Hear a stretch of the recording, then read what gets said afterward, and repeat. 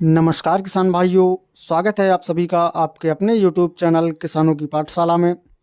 किसान भाइयों, इस वीडियो में हम बात करेंगे कि लहसुन की फसल में 90 दिन के बाद हमें कौन कौन सी गलतियां नहीं करनी चाहिए। इसके बारे में आज हम पूरी डिटेल में बात करने वाले हैं। किसान भाइयों, अगर आपकी लहसुन की फसल भी 90 दिन की हो चुकी है तो आप इस वीडियो को लास्ट तक पूरा ज़रूर देखें, क्योंकि यह वीडियो आपको काफ़ी महत्वपूर्ण रहने वाला है।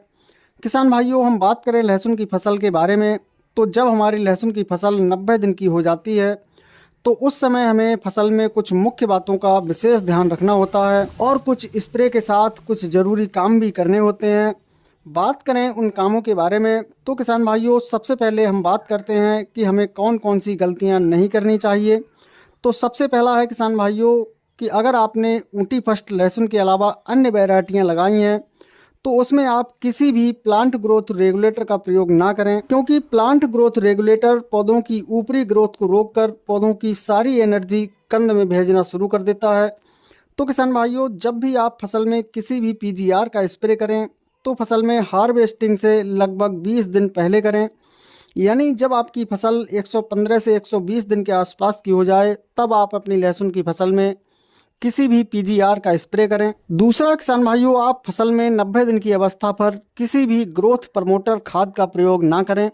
अगर आपकी फसल में पीलापन की समस्या हो रही है तो ना तो आपको इसके लिए यूरिया खाद का इस्तेमाल करना है और ना ही किसी भी ग्रोथ प्रमोटर का फसल में स्प्रे करना है। किसान भाइयों, इस समय तक अगर आपने अपनी फसल में कैल्शियम नाइट्रेट नहीं दिया है तो आप फसल में कैल्शियम नाइट्रेट को देकर फसल में हल्की सिंचाई कर सकते हैं। तीसरा किसान भाइयों, इस समय आपको फसल में गहरी और ज़्यादा सिंचाई नहीं करनी है।